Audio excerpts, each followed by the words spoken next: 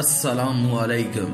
آج کی اس ویڈیو میں بات کریں گے حضرت صالح علیہ السلام کی اونٹنی کی،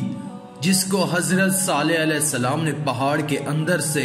معجزے کے طور پر نکالا۔ پھر اس اونٹنی کو کب، کس نے اور کیوں قتل کیا، اور پھر ان لوگوں کے ساتھ کیا حشر ہوا، یہ سب کچھ جانیں گے آج کی اس ویڈیو میں۔ اگر ویڈیو پسند آئے تو کمنٹ میں سبحان اللہ اور ماشاءاللہ ضرور لکھتے ہیں، شکریہ۔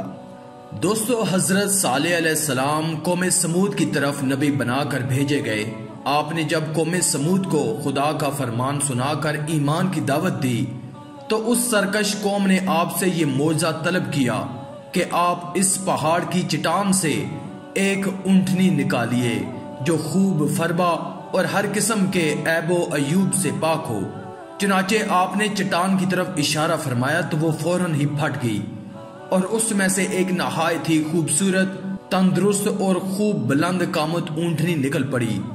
اور نکل کر اس نے ایک بچہ بھی جنا، اور یہ اپنے بچے کے ساتھ میدانوں میں چرتی پھرتی رہی۔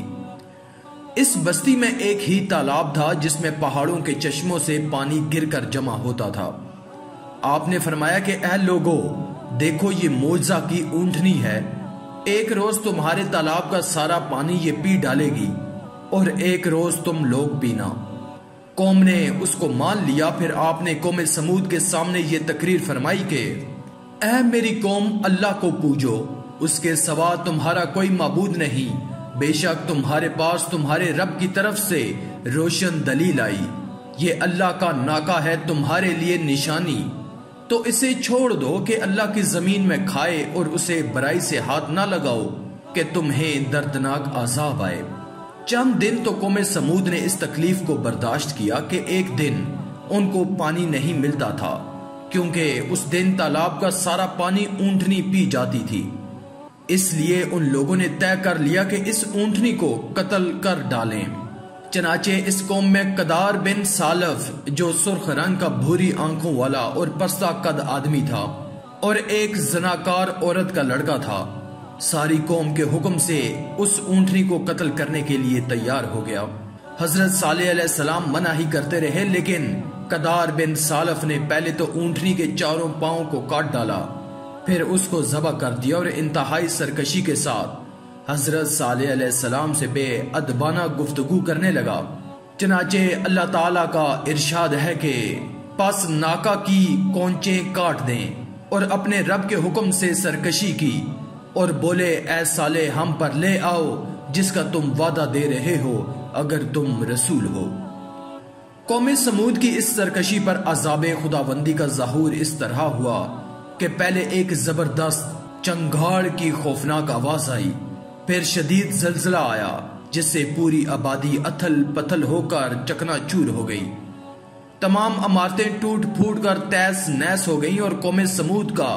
ایک ایک آدمی گھٹنوں کے بال اوندہ گر کر مر گیا۔ قرآن مجید میں ہے تو انہیں زلزلے نے آ لیا تو صبح کو اپنے گھروں میں اوندے رہ گئے۔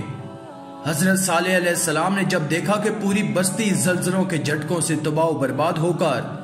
اینٹ پتھروں کا ڈھیر بن گئی اور پوری قوم ہلاک ہو گئی، تو آپ کو بڑا صدمہ ہوا، اور آپ کو قوم سمود، ان کی بستی کے ویرانوں سے اس قدر نفرت ہو گئی کہ آپ نے ان لوگوں کی طرف سے منہ پھیر لیا،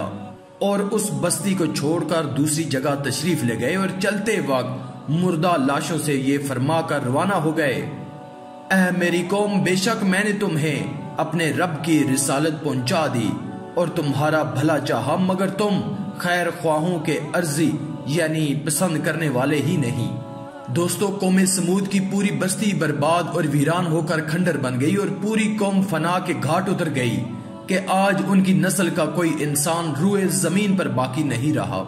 اس واقعے سے یہ سبق ملتا ہے کہ جب ایک نبی کی ایک اونٹنی کو قتل کر دینے والی قوم عذاب الہی کی تباہ کاریوں سے اس طرح فنا ہو گئی کہ ان کی نسل کا کوئی انسان بھی روئے زمین پر باقی نہ رہا، تو جو قوم اپنے نبی کی آل اولاد کو قتل کر ڈالے، بھلا وہ عذاب الہی کے قہر سے کب اور کس طرح محفوظ رہ سکتے ہیں۔ چنانچہ تاریخ شاہد ہے کہ کربلا میں اہل بیت نبوت کو شہید کرنے والے یزیدی، کوفیوں اور شامیوں کا یہی حشر ہوا کہ مختار بن عبید کے دور حکومت میں یزیدیوں کا بچہ بچہ قتل کر دیا گیا، ان کے گھروں کو نیست و نابود کر کے ان پر گدھوں کے ہل چلائے گئے، اور آج روئے زمین پر ان یزیدیوں کی نسل کا کوئی ایک بچہ بھی باقی نہیں رہ گیا۔